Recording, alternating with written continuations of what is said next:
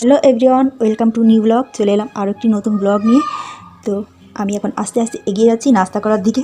সকালে নাস্তা করতে হবে, কিছুই না খেতে ইচ্ছে করে না যে কিছু খাই। তো এখানে খেজুর রয়েছে, অনেশা খেয়ে গেছে, অনেশা খেয়ে স্কুলে গেছে। তো এখান থেকেই আমি একটা খাবো, খেয়ে জল খাবো। তো বন্ধুরা, আজ আছে বৃহস্পতিবার, এইমাত্র পুজো দিয়ে বাইরের সমস্ত কাজ গুছিয়ে নিয়ে এবার নাস্তা খাচ্ছি। খেজুরগুলো কিন্তু বেশ ভালো। এই মাছিগুলো না মিষ্টির গন্ধ পেয়ে ভনভন করছে, আর খেজুরগুলো সত্যি খুব ভালো খেতে। আর আমার না ঠান্ডা লেগেছে, ভীষণ ঠান্ডা লেগেছে, গলা ব্যথা, কথা সব ভারী ভারী শোনাচ্ছে, আর গালটাও না ভারী হয়ে আছে, কিছুই খেতে ভালো লাগছে না, জল পর্যন্ত খেতে পাচ্ছি না, কোনো কিছুই স্বাদ লাগছে না, এমন অবস্থা।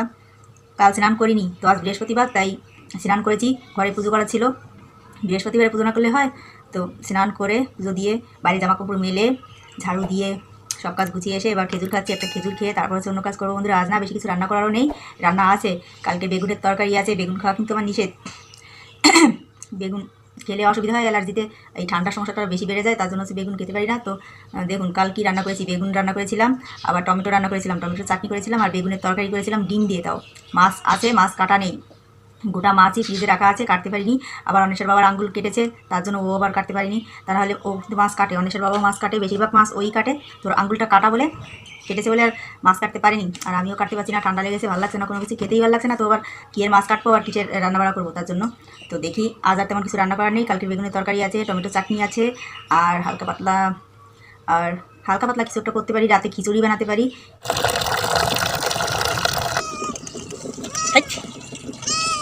কী হয়েছে?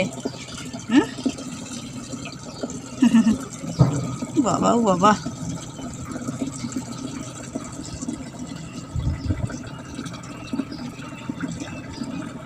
কুটুম আসবে নাকি? হ্যাঁ, কুটুম আসবে।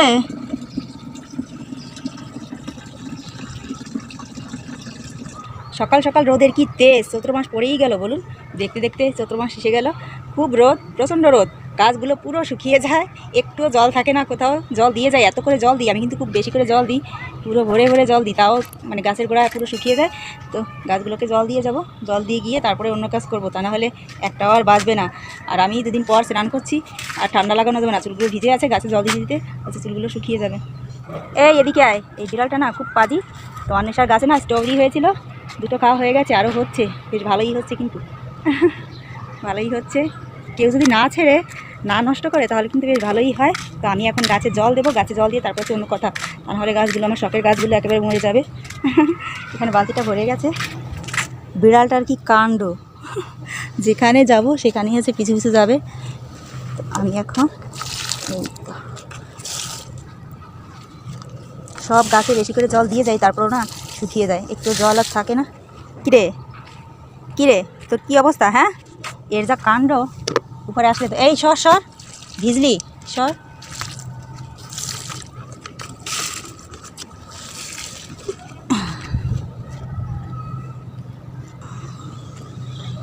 গাছে জল দেওয়া হয়ে গেল বন্ধুরা, এবার নিচে যাব।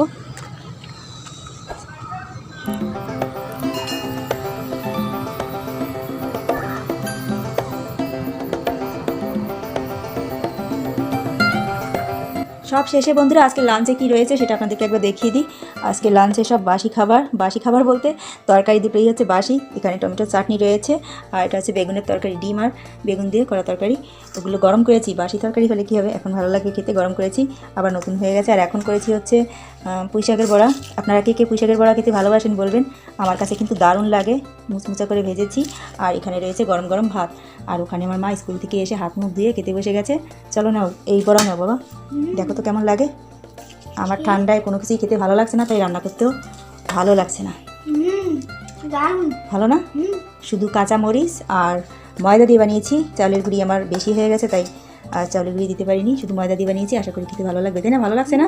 তো বন্ধুরা দেখা হচ্ছে আবার নতুন আরেকটি ভিডিও নিয়ে। ভালো থাকবেন সবাই। আর আজকের ভিডিওটা ভালো লাগলে লাইক, শেয়ার আর সাবস্ক্রাইব করতে ভুলবেন না। সেটা